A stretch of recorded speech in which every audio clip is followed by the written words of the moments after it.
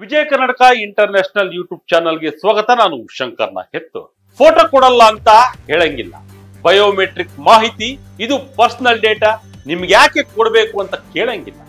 ಅಕಸ್ಮಾತ್ ಪ್ರಶ್ನೆ ಮಾಡಿದ್ರಿ ಅಥವಾ ಕ್ಯಾಮರಾಗೆ ಮುಖ ತೋರಿಸಲಿಲ್ಲ ಅಂದ್ರೆ ಅಮೆರಿಕದ ಕಸ್ಟಮ್ಸ್ ಅಂಡ್ ಬಾರ್ಡರ್ ಪ್ರೊಟೆಕ್ಷನ್ ನ ಅಧಿಕಾರಿಗಳು ಯುಎಸ್ ನೊಳಗೆ ಪ್ರವೇಶನೆ ಕೊಡೋದಿಲ್ಲ.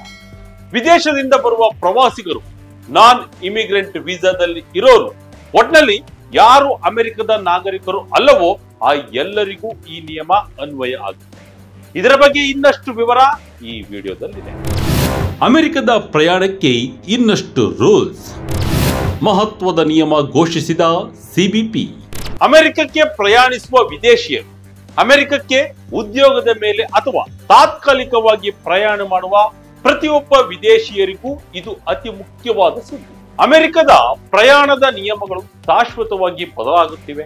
ಅಷ್ಟೇ ಅಲ್ಲ, ಅಮೆರಿಕದ ಗ್ರೀನ್ ಕಾರ್ಡ್ ಹೊಂದಿರುವವರಿಗೂ ಈ ನಿಯಮಗಳು ಅನ್ವಯ. ಇದರ ಬಗ್ಗೆ US customs and border protection ಮಹತ್ವದ ನಿಯಮವನ್ನ ಘೋಷಿಸಿದೆ.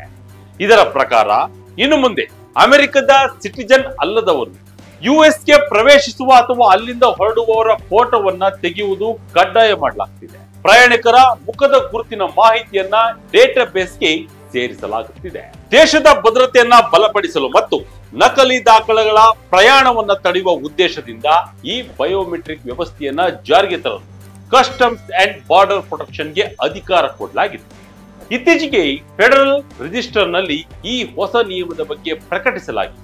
ಇನ್ನು ಮುಂದೆ ನಿಮ್ಮ ಮುಖವೇ ನಿಮ್ಮ ಪಾಸ್ಪೋರ್ಟ್ ಆಗುತ್ತದೆ.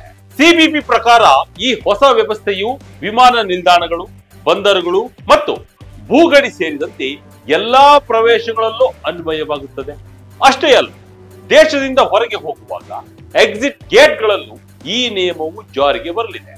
ಇಲ್ಲಿ ಗಮನಿಸಬೇಕಾದ ಪ್ರಮುಖ ಅಂಶವೆಂದರೆ ಈ ನಿಯಮವು ಕೇವಲ ಪ್ರವಾಸಿ ವೀಸಾದಲ್ಲಿ ಹೋಗುವವರಿಗೆ ಮಾತ್ರವೇ ಅಲ್ಲ, ಗ್ರೀನ್ ಕಾರ್ಡ್ ಇರುವವರು, ನಾನ್ ಇಮಿಗ್ರೆಂಟ್ ವೀಸಾಗಳಲ್ಲಿ ಇರುವವರಿಗೂ ಇದು ಅನ್ವಯವಾಗುತ್ತದೆ. ಅಂದ್ರೆ ವಲಸಿಗರು, ಅಕ್ರಮವಾಗಿ ನೆಲೆಸಿರುವವರು, ಕಾನೂನುಬದ್ಧವಾಗಿ ಶಾಶ್ವತವಾಗಿ ವಾಸ ಮಾಡುವ ಅನುಮತಿ ಪಡೆದಿರುವವರು ಕೂಡ ಬಯೋಮೆಟ್ರಿಕ್ ಸ್ಕ್ಯಾನಿಂಗ್ಗೆ ಒಳಗಾಗಬೇಕಾಗುತ್ತದೆ. ಮಕ್ಕಳಿಗೂ ಫೋಟೋದಿಂದ ಇಲ್ಲ ವಿನಾಯಿತಿ, ಬಿಗಿಯಾದ ನಿಯಮ ಜಾರಿಗೆ ತರಲು ಕಾರಣವೇನು? ಇಲ್ಲಿಯವರೆಗೆ 14 ವರ್ಷದೊಳಗಿನ ಮಕ್ಕಳು ಮತ್ತು 79 ವರ್ಷಕ್ಕಿಂತ ಮೇಲಿನ ಹಿರಿಯರಿಗೆ ಫೋಟೋ ತೆಗೆಯುವುದರಿಂದ ವಿನಾಯಿತಿ ಇತ್ತು. ಮಕ್ಕಳಿಗೆ ದೃಷ್ಟಿಯಾಗುತ್ತೆ, ಅವರು ಮಾತು ಕೇಳಲ್ಲ, ಅವರಿಗೆ ನಿಲ್ಲೋಕೆ ಆಗಲ್ಲ, ಇಂತಹ ಯಾವುದೇ ಕಾರಣಗಳನ್ನ ಕೊಡುವಂತಿಲ್ಲ. ಆದರೆ ಈ ಹೊಸ ನಿಯಮವು ಈ ಎಲ್ಲಾ ವಿನಾಯಿತಿಗಳನ್ನ ಸಂಪೂರ್ಣವಾಗಿ ತೆಗೆದುಹಾಕಿದೆ. ಅಂದರೆ ಇನ್ನು ಮುಂದೆ ಯುಎಸ್ಗೆ ಹೋಗುವ ಮತ್ತು ಅಲ್ಲಿಂದ ಹೊರಡುವ ಎಲ್ಲಾ ವಯಸ್ಸಿನ ವಿದೇಶಿ ಪ್ರಜೆಗೂ ಫೋಟೋ ಪರಿಶೀಲನೆಯು ಕಡ್ಡಾಯವಾಗಿರುತ್ತದೆ. ಮುಖ್ಯವಾಗಿ ರಾಷ್ಟ್ರೀಯ ಭದ್ರತೆಯನ್ನ ಹೆಚ್ಚಿಸುವುದು, ನಕಲಿ ಪ್ರಯಾಣದ ದಾಖಲೆಗಳನ್ನ ಮತ್ತು ವೀಸಾ ವಂಚನೆಯನ್ನ ತಡೆಗಟ್ಟುವುದು, ವೀಸಾ ಅವಧಿ ಮುಗಿದ ನಂತರವೂ ದೇಶದಲ್ಲಿ ಉಳಿದುಕೊಳ್ಳುವವರನ್ನ ನಿಖರವಾಗಿ ಪತ್ತೆ ಹಚ್ಚುವುದು ಹಾಗೂ ವಿದೇಶಿ ಪ್ರಜೆಗಳ ಪ್ರವೇಶ ಮತ್ತು ನಿರ್ಗಮನದ ಬಗ್ಗೆ ಸಮಗ್ರ ಬಯೋಮೆಟ್ರಿಕ್ ಡೇಟಾ ವ್ಯವಸ್ಥೆಯನ್ನ ನಿರ್ಮಿಸಲು ಈ ಕ್ರಮವು ಸಹಕಾರಿಯಾಗಲಿದೆ. ಹಾಗೆ ಇದರಿಂದಾಗಿ ಫೇಶಿಯಲ್ ರೆಕಗ್ನೈಸ್ ತಂತ್ರಜ್ಞಾನವು ದೊಡ್ಡ ಪ್ರಮಾಣದಲ್ಲಿ ಅನುಷ್ಠಾನಕ್ಕೆ ತರುವುದು ಸುಲಭವಾಗಲಿದೆ.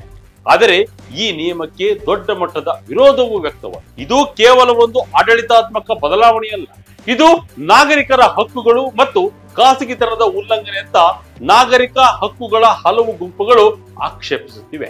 ಮುಖ ಗುರುತಿಸುವಿಕೆ ತಂತ್ರಜ್ಞಾನವು ದೋಷಪೂರಿತವಾಗಿದೆ, ಜನರನ್ನ ತಪ್ಪಾಗಿ ಗುರುತಿಸುವ ಸಾಧ್ಯತೆಯೂ ಹೆಚ್ಚಿನ ಪ್ರಮಾಣದಲ್ಲಿದೆ ಎಂದು the American civil liberties union ಮತ್ತು ದಿ ಇಮಿಗ್ರೆಂಟ್ ಡಿಫೆನ್ಸ್ ಪ್ರಾಜೆಕ್ಟ್ ನಂತಹ ಸಂಘಟನೆಗಳು ಎತ್ತಿ ತೋರಿಸಿವೆ. ಫೇಶಿಯಲ್ ರೆಕಗ್ನಿಷನ್ ಕೆಲವು ಪ್ರದೇಶದ ವ್ಯಕ್ತಿಗಳನ್ನ, ಬೇರೆ ಬೇರೆ ಸಮುದಾಯಗಳ ವ್ಯಕ್ತಿಗಳನ್ನ, ಬಣ್ಣದಲ್ಲಿ ವ್ಯತ್ಯಾಸಗಳಿರುವ ಅಲ್ಪಸಂಖ್ಯಾತರನ್ನ ತಪ್ಪು ಎಂದು ಗುರುತಿಸುವ ಸಾಧ್ಯತೆ ಹೆಚ್ಚಿರುತ್ತದೆ. ಇದರಿಂದಾಗಿ ಆ ಪ್ರಯಾಣಿಕರು ಅನಾವಶ್ಯಕವಾಗಿ ಹೆಚ್ಚುವರಿ ಪರಿಶೀಲನೆ, ಬಂಧನ ಅಥವಾ ತೀವ್ರ ತನಿಖೆಗೆ ಒಳಗಾಗುವ ಅಪಾಯವಿದೆ. ಇಂತಹದ್ದೇ ಕಾರಣಗಳಿಂದಾಗಿ ಈ ನಿಯಮಗಳು ಕಾನೂನು ಪ್ರಕರಣಗಳನ್ನು ಎದುರಿಸುವ ಸಾಧ್ಯತೆ ಇದೆ. ಈ ನಿಯಮಗಳು ಅಧಿಕೃತವಾಗಿ ಅಕ್ಟೋಬರ್ 27ರಂದು ಪ್ರಕಟಣೆಗೊಂಡಿದ್ದು 60 ದಿನಗಳ ನಂತರ ನಿಯಮ ಜಾರಿಗೆ ಬರಲಿದೆ ಎಂದು ಪ್ರಸ್ತಾವನೆಯಲ್ಲಿ ಹೇಳಲಾಗಿದೆ. ಅಂದರೆ ಈ ವರ್ಷದ ಕೊನೆಯಲ್ಲಿ ಅಥವಾ ಮುಂದಿನ ವರ್ಷ ಆರಂಭದಿಂದಲೇ ಇದು ಸಂಪೂರ್ಣವಾಗಿ ಜಾರಿಗೆ ಬರುವ ಸಾಧ್ಯತೆ ಇದೆ. ಈ ನಿಯಮಕ್ಕೆ ಒಳಪಡುವ ಪ್ರಯಾಣಿಕರು ಅಮೆರಿಕಕ್ಕೆ ಪ್ರವೇಶಿಸುವಾಗ ಅಥವಾ ಹೊರಡುವಾಗ ಅಗತ್ಯವಿರುವ ಫೋಟೋವನ್ನು ಒದಗಿಸಲು ವಿಫಲವಾದ್ರೆ ಅವರನ್ನ ಯುಎಸ್ಗೆ ಪ್ರವೇಶಿಸಲು ಅನರ್ಹರೆಂದು ಪರಿಗಣಿಸಬಹುದು ಅಥವಾ ದೇಶದಿಂದ ಗಡೀಪಾರು ಮಾಡುವ ಸಾಧ್ಯತೆಯೂ ಇರುತ್ತದೆ. ಒಟ್ಟಿನಲ್ಲಿ ಅಮೆರಿಕ ತನ್ನ ಭದ್ರತಾ ವ್ಯವಸ್ಥೆಯನ್ನು ಸಂಪೂರ್ಣವಾಗಿ ಬಯೋಮೆಟ್ರಿಕ್ ಆಧಾರದ ಮೇಲೆ ರೂಪಿಸುತ್ತಿದೆ.